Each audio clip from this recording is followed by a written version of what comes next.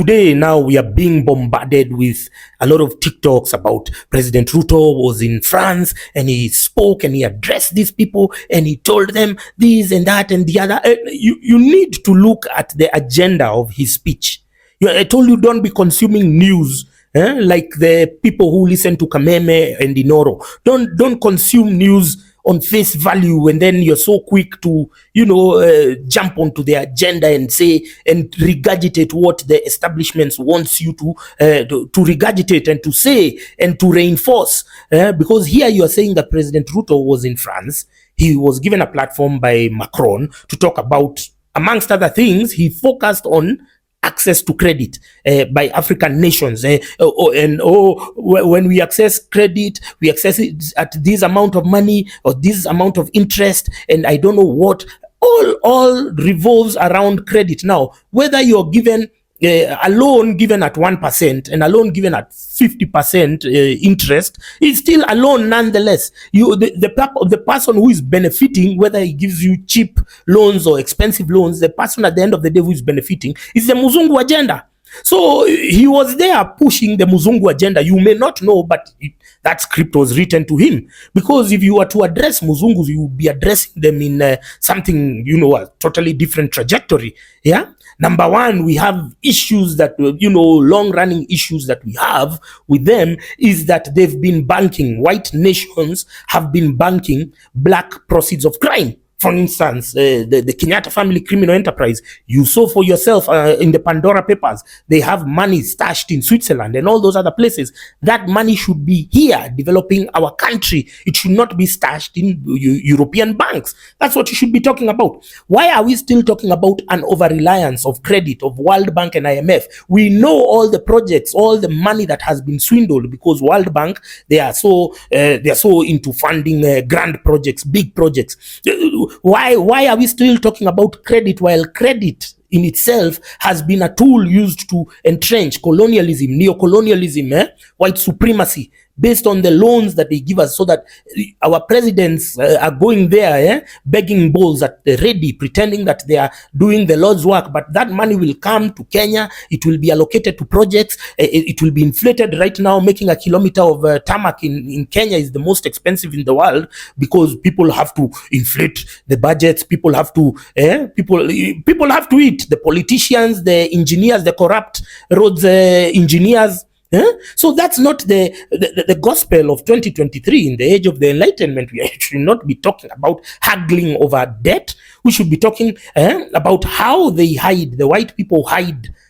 They hide our resources in their countries, condemning our masses to poverty, so that we can now be vulnerable, going to look for greener pastures in their countries. You understand? We should be talking about trade imbalances. We should be talking about how foreign companies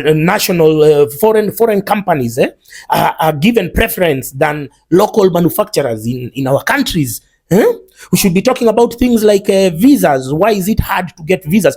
How many countries has Dr. Alfred Mutua, since he was appointed as Foreign Affairs Minister? CS. How many countries has he gone and now Kenyans can travel visa free? How many? None. Since he got into office, him is just perambulating, traveling. He's just going for meetings, useless meetings over here. When it comes down to the real issues, how many countries can Kenya, how strong is a Kenyan passport? What are they doing to tell these nations to stop making it hard for us to travel to their countries? Because don't forget, even the whole immigrant crisis is created largely because opportunities are stolen from the African people. Well, even traveling amongst African countries, even within ourselves, within our borders, within the continent, is still very difficult. You go to embassies like the Algerian embassy, they don't even want tourists even from Kenya. Yet us, we have given them preference, like all Africans can get visas on arrival. Why don't we have these reciprocal arrangements? Why are some countries blocking Kenyans and others? Why do we still need to queue for visas? To get an appointment at the US embassy, it's taking you, 6 months to get an appointment. And here you're thinking that credit is a quick fix panacea when you're going there to address them. You're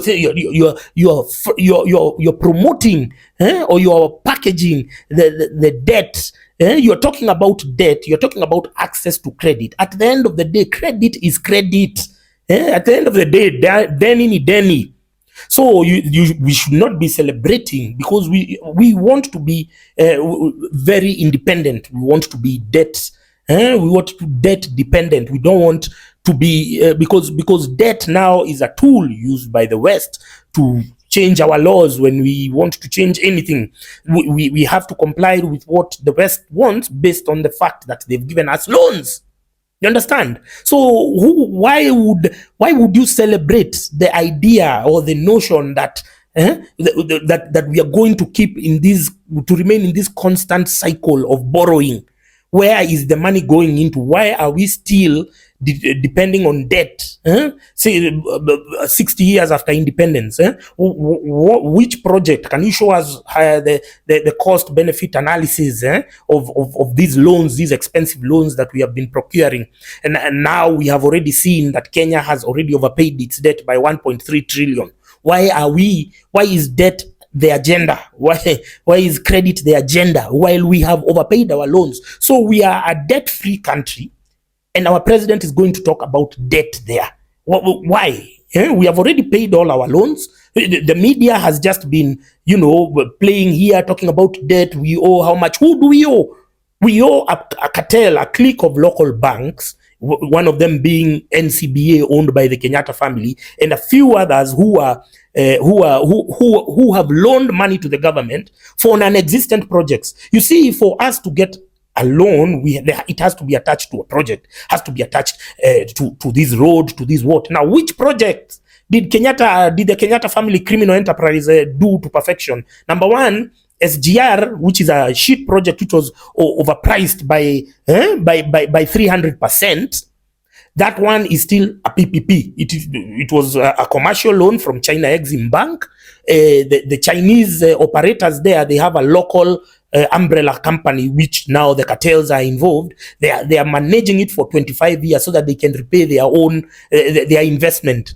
Yeah, the same thing with the expressway. That Moja Expressway, whatever outfit, was created to so that they can repay themselves. So two of the major projects that Kenyatta family kept on whining about, those are concessional projects which were not funded by any loan. So where are the other projects? Can you show us the projects that you're telling us now we owe 10 trillion? Can you show us which projects? Because you have to quantify, you have to justify your loans. So don't fall into the trap, the Muzungu trap, as we want to be liberated, from their shackles, and their shackles are entrenched through debt, and we know that we have paid all our debt. So the issue is not about debt. The other countries are surviving without debt. Why are we so reliant? Why are we so hoodwinked and brainwashed on this debt agenda? You have to always question. And let me tell you, anytime you see a foreign president accepting and embracing a local leader, like now, there was this time President Moi went to the White House and he was embraced by Ronald Reagan because they were talking about South Africa. Genocide was the wave at the time. Genocide was the agenda. It was the sexy subject and sexy topic to talk about. And Moi was there. He's pretending he's standing with South Africa, but this was just before he went on a total crackdown on any dissenting voices, killing people, mass disappearing. So don't praise people who are embraced by foreign leaders. Just look at this clip of Moi talking with Reagan. Just look. In our meeting, I explained to the President Reagan that Kenya has invested in its future in freedom. In the course of our discussion, I reminded President Reagan that in South Africa, the values of human dignity our two countries cherish are being abused daily. An end to apartheid is inevitable, and the sooner it comes, the less will be the bloodshed and violence. So you see, Moi is there virtue signaling, pretending that he's a saint. He came, started cracking down, started killing people. But you know, all these ethnic clashes, mall or whatever, he was doing the same things that he was purporting to fight, to clamor against with the apartheid regime. So be careful about these presidents who are embraced by Western leaders, because that's the beginning of our problems.